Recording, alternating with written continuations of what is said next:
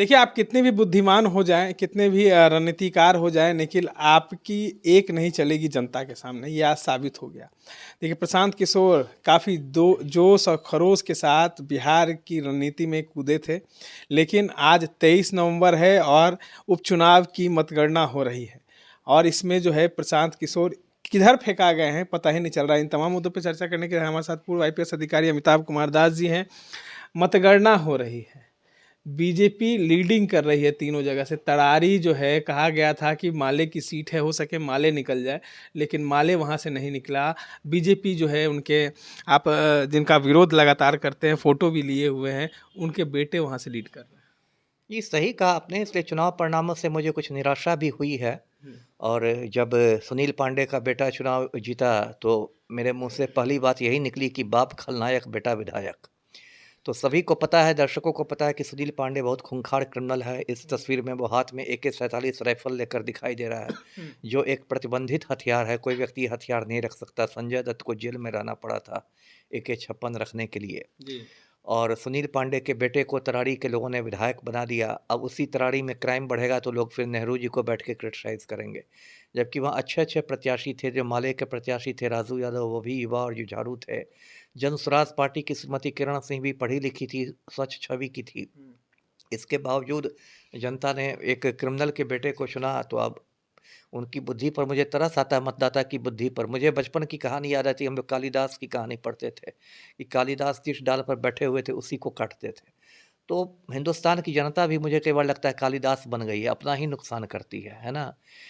तो खैर, जनता को विकास से मतलब नहीं है। हाँ, किसी से मतलब नहीं, वही सड़ी गली बात, वही फिर साल भर पलायन का रोना रोएगी, शिक्षा का अशिक्षा का, गरीबी का। लेकिन जब चुनाव होगा तो वही ढाक के तीन पात, वही जात के नाम पर, उसी के नाम पर फिर घूम फिर के वहीं आ अच्छा, जाती है। प्रशांत किशोर इतनी बड़ी-बड़ी बातें किए थे। लगा था जनता का हम लोग को भी लगा था कि इस बार जो है प्रशांत किशोर बिहार की रणनीति में कोई नया भूकंप लाएँगे, लेकिन वो कुछ नहीं हुआ। प्रशांत किशोर सिमट गए। ये सही बात है, आप कह सकते हैं। थोड़ा जन स्वराज पार्टी के लिए थोड़ा निराशाजनक है परिणाम। आप कह सकते हैं खोदा पहाड़ निकली चूहिया वाली स्थिति है। मतलब जितना भौकाल बनाया गया था जन स्वराज पार्टी का, और जिस दम-खम के साथ आए थे, 2 साल से देखिए प्रशांत किशोर मेहनत कर रहे हैं। मतलब जन स्वराज पार्टी का गठन अभी 2 अक्टूबर को हुआ, पिछले महीने, लेकिन ऐसे जन स्वराज अभियान तो 2 साल से चल रहा है। वो पदयात्रा कर रहे हैं, बिहार के हज़ारों गाँवों की खाक छान चुके हैं और खुद बहुत बड़े रणनीतिकार ही कहे जाते हैं, माने जाते हैं। और जिसके साथ उन्होंने धूम-धड़ाके के साथ उनकी एंट्री हुई थी, उस हिसाब से नहीं परिणाम मतलब आया। और कहीं न कहीं मुझे लगता है कि हो सकता है थोड़ा अतिरिक्त आत्मविश्वास का शिकार हो गए हों प्रशांत किशोर। मतलब ओवर कॉन्फिडेंस जिसको कहते हैं। कई बार हो जाता है कि वो बचपन में हम लोग कहानी पढ़ते थे ना, खरगोश सोता रह गया था और चूहा जीत गया था दौड़। तो कई बार वो भी होता है, बहुत अतिरिक्त आत्मविश्वास में आ जाते हैं कि हम तो बहुत बड़े रणनीतिकार हैं, हमारी पार्टी में तो बहुत फंडिंग है, हमारे साथ तो बहुत सारे पूर्व IAS IPS हैं, ये वो। तो लेकिन यहाँ पब्लिक का जो ये खेल है चुनाव का, एक बिल्कुल अलग खेल है। संयोग ऐसा है कि जो उपचुनाव हुआ है, इसके 12 महीने बाद ही बिहार में आम चुनाव होंगे।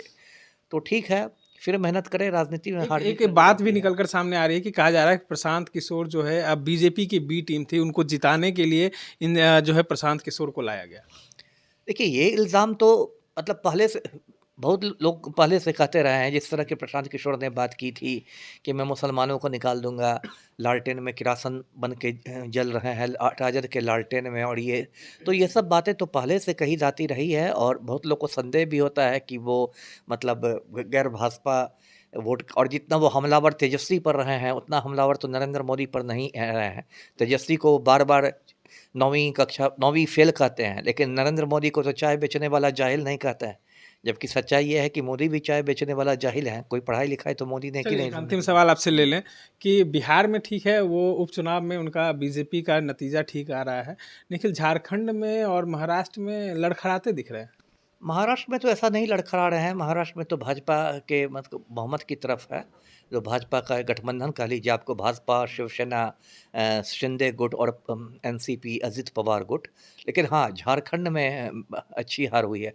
और शायद झारखंड में हार का जिस फुर्ती के साथ मैंने उसी समय कहा था, जिस फुर्ती के साथ इन लोगों ने हेमंत सोरेन को जेल भेज दिया था, तो और उसके बाद हेमंत सोरेन बिल्कुल दाढ़ी बढ़ा के जेल से निकले, तो कहीं न कहीं उनके प्रति एक सहानुभूति वाली लहर पैदा हो गई।